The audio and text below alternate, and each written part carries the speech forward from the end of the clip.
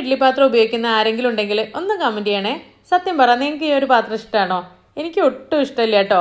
ഒന്നാമത്തെ കാര്യം എന്താണെന്ന് വെച്ച് കഴിഞ്ഞാൽ ഇതിൻ്റെ തട്ടുകൾക്കിടയിൽ ഒട്ടും ഗ്യാപ്പ് ഇല്ലാത്തതുകൊണ്ട് തന്നെ താഴത്തെ ഇഡ്ഡലി മേലത്തെ പാത്രത്തിൽ ഒട്ടിപ്പോവും. പിന്നെ രണ്ടാമത്തെ കാര്യം, താഴത്തെ തട്ടിന് ഒട്ടും ഹൈറ്റ് ഇല്ല. അതുകൊണ്ട് തന്നെ അതിൻ്റെ അകത്ത് നന്നായിട്ട് വെള്ളം കയറുകയും ചെയ്യും, ഇഡ്ഡലി കുതിർന്നും പോവും. അപ്പോൾ ആ ഒരു സ്ഥലത്ത് നമുക്ക് ഇഡ്ഡലി ഉണ്ടാക്കാനും പറ്റില്ല. അപ്പോൾ ഞാൻ ഇതുപോലെയാണ് കേട്ടോ ഇഡ്ഡലി ഉണ്ടാക്കുന്നത്. ഇങ്ങനെ ചെയ്യുമ്പോഴത്തെ പ്രശ്നം എന്ന് വെച്ച് കഴിഞ്ഞാൽ ഒരുപാട് സമയം എടുക്കുകയും ചെയ്യും. അതിൻ്റെ കൂടെ തന്നെ നമുക്ക് ഗ്യാസിന് നല്ല ചിലവാണ്. അപ്പോൾ നമ്മളിങ്ങനെ നാല് ഇഡ്ഡലി വെച്ചല്ലേ നമുക്ക് ഉണ്ടാക്കാൻ പറ്റുള്ളൂ. അപ്പോൾ ഞാൻ പുതിയൊരു ഇഡ്ഡലി പാത്രം ആമസോണിൽ തപ്പി ഇതേ കണ്ടുപിടിച്ച് വാങ്ങിച്ചിട്ടുണ്ട്. അപ്പോൾ ഈ ഒരു പാത്രം വാങ്ങിക്കുന്ന സമയത്ത് എൻ്റെ മനസ്സിൽ ഒറ്റ കാര്യം ഉണ്ടായിരുന്നുള്ളൂ, ആദ്യം പറ്റിയ അബദ്ധങ്ങൾ എനിക്ക് പറ്റില്ലേന്ന്. അതുകൊണ്ട് തന്നെ ഒരുപാട് പാത്രങ്ങൾ ഞാൻ സെർച്ച് ചെയ്ത് അവസാനമാണ് ഞാൻ ഈ ഒരു പാത്രം വാങ്ങിക്കാൻ തീരുമാനിക്കുന്നത് കേട്ടോ.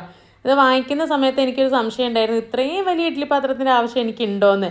പക്ഷേ സത്യം പറഞ്ഞാൽ ഉണ്ട് കേട്ടോ. ഒന്നാമത്തെ കാര്യം എന്താണെന്ന് വെച്ച് കഴിഞ്ഞാൽ കുട്ടികളുടെ സ്കൂൾ ബസ് ഒരു 6:45 എത്തും. അപ്പോൾ ആ ഒരു സമയം കൊണ്ട് ബ്രേക്ക്ഫാസ്റ്റ് ഉണ്ടാക്കി കൊടുക്കണം, അവർക്കുള്ള സ്നാക്ക് റെഡിയാക്കണം, ലഞ്ച് റെഡിയാക്കണം.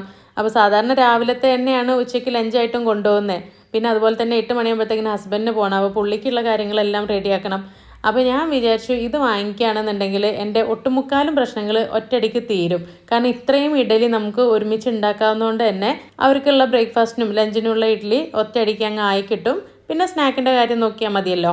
അപ്പോൾ ഈ ഒരു സ്റ്റീമറിൻ്റെ കൂടെ നമുക്ക് മൊത്തം 6 തട്ടാണ് വരുന്നത്. എല്ലാം നമുക്ക് ഒരുമിച്ച് തന്നെ ഈ പാത്രത്തിനകത്തേക്ക് വെക്കുകയും ചെയ്യാം.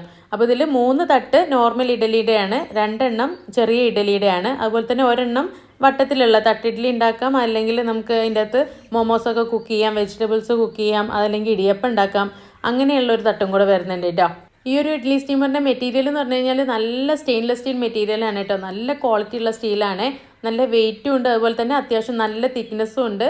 പിന്നെ എനിക്ക് ആകെ ഒരു ടെൻഷൻ ഉണ്ടായിരുന്നത് ഇതിൻ്റെ ഷേപ്പ് കാരണം ഇതിൻ്റെ കോർണറൊക്കെ നല്ല ഷാർപ്പായിരിക്കുമോ, കയ്യിൽ തട്ടുമോ എന്നുള്ള ഒരു ടെൻഷൻ ഉണ്ടായിരുന്നു കേട്ടോ.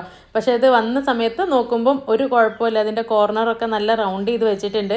നമുക്ക് എവിടെ തട്ടിയാലും എങ്ങനെ തട്ടിയാലും പോറലൊന്നും ഏൽക്കില്ല, നല്ല സ്മൂത്തായിട്ട് തന്നെ ഇരിക്കുന്നത് കേട്ടോ. പിന്നെ സാധാരണ ഇഡ്ഡലി സ്റ്റീമറിനകത്ത് നമുക്ക് കുറച്ച് വെള്ളമല്ലേ ഒഴിക്കാൻ പറ്റൂ, പക്ഷേ ഇതിനകത്ത് 1 ലിറ്ററോളം വെള്ളം നമുക്ക് ഒഴിക്കാൻ പറ്റും. പിന്നെ ഈ ഒരു ഇഡ്ഡലി സ്റ്റീമറിൻ്റെ പ്രധാനപ്പെട്ട ഒരു പ്രത്യേകത എന്താണെന്ന് വെച്ച് കഴിഞ്ഞാൽ ഇതിൻ്റെ ലിഡ് വരുന്നത് സൈഡിലാണ് കേട്ടോ, മുകളിലല്ല. പിന്നെ അതുപോലെ തന്നെ ഇതിനകത്ത് നല്ലപോലെ ആവി നിൽക്കും കേട്ടോ. ഒരു 10-12 മിനിറ്റ് കൊണ്ട് തന്നെ മുഴുവൻ ഇഡ്ഡലി നമുക്ക് കുക്ക് ചെയ്തെടുക്കാൻ പറ്റും. അപ്പോൾ ഞാൻ ഈ വാങ്ങിച്ചിട്ടുള്ള ഇഡ്ഡലി സ്റ്റീമർ കോക്കനട്ട് എന്ന് പറഞ്ഞിട്ടുള്ള ഒരു ബ്രാൻഡിൻ്റെ ആണ് കേട്ടോ.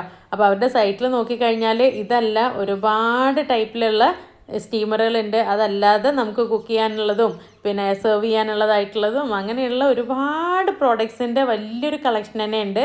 അപ്പോൾ നിങ്ങൾക്ക് ആർക്കെങ്കിലും ഈ ഒരു സ്റ്റീമർ വാങ്ങിക്കാൻ താല്പര്യം ഉണ്ടെന്നുണ്ടെങ്കിൽ ഇഡ്ഡലി എന്നൊന്ന് കോമൻറ്റ് ചെയ്താൽ മതി. ഇതിൻ്റെ ആമസോൺ ലിങ്ക് ഞാൻ നിങ്ങൾക്ക് മെസ്സേജ് ആയിട്ട് അയച്ചു തരാം കേട്ടോ. അപ്പോൾ ഈ ഒരു വീഡിയോ നിങ്ങൾക്ക് ഇഷ്ടപ്പെട്ടിട്ടുണ്ടെങ്കിൽ എല്ലാവർക്കും ഒന്ന് ഷെയർ ചെയ്ത് കൊടുത്തേക്കണേ. താങ്ക്